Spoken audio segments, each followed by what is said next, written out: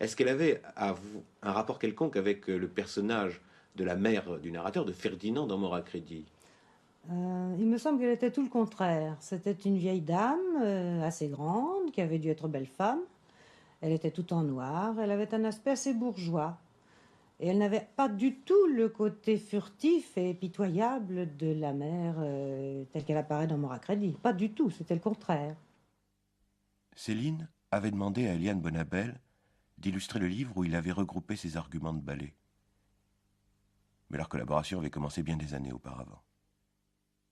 Le voyage au bout de la nuit, illustré par Eliane Bonabel. À quel âge avez-vous illustré les voyages Eh au bout bien, de la nuit? j'avais 12 ans. Alors, je crois que ce qui était amusant pour les adultes, c'était de voir une petite fille de 12 ans d'abord lire Le voyage au bout de la nuit et voir comment elle pouvait interpréter les choses qu'au fond elle ne connaissait pas et qu'elle ne comprenait pas très bien, il faut bien dire. Mais enfin, les dessins d'enfants sont rigolos. Et Céline les avait beaucoup aimés. J'étais très fière d'avoir été le premier illustrateur de Louis-Ferdinand Céline. Et des choses comme ça. Par exemple, le dispensaire, évidemment. Ça, c'est une chose que je connaissais bien. C'est une image très exacte, enfin, du dispensaire. Ah oui, tout à fait, tout à Où il a fait. vécu lui-même. Parce que c'est pas du tout pour m'attendrir sur mon enfance, mais j'étais un enfant très observateur et vraiment c'était comme ça. Je me souviens très bien. Il faudrait filmer le dispensaire de Clichy qui existe encore, avec le périphérique qui passe maintenant juste au-dessus.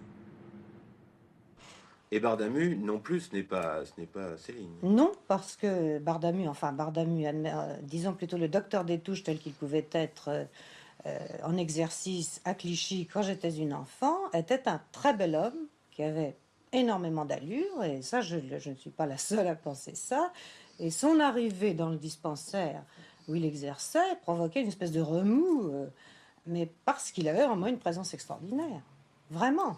Et il se décrit comme un homme laid, et c'est absolument faux. Il avait une présence, comme on dit d'un acteur qu'il a une présence, sans affectation aucune d'ailleurs, ni d'élégance vestimentaire, ni d'élégance de parole, ni même le désir de faire du charme. Je crois qu'il se trouvait laid, très franchement. Il l'a dit souvent, et quand il était vieux, bien entendu, la question ne se posait plus, vieux et malade, mais quand il était jeune, c'était tout le contraire. C'était un homme vraiment assez fascinant à tout point de vue. Et la légende, enfin, parce qu'il y a une légende du Céline, médecin des pauvres. Est-ce que cette légende correspond à une réalité pour vous? Eh bien, pour moi, je crois que c'est presque un pléonasme. Si vous vous installez à Clichy au dispensaire, vous êtes fatalement le médecin des pauvres. Le personnage de Madame Destouches, la mère du docteur Destouches, est-ce qu'elle avait un rapport quelconque avec le personnage de la mère du narrateur, de Ferdinand dans Mort à crédit?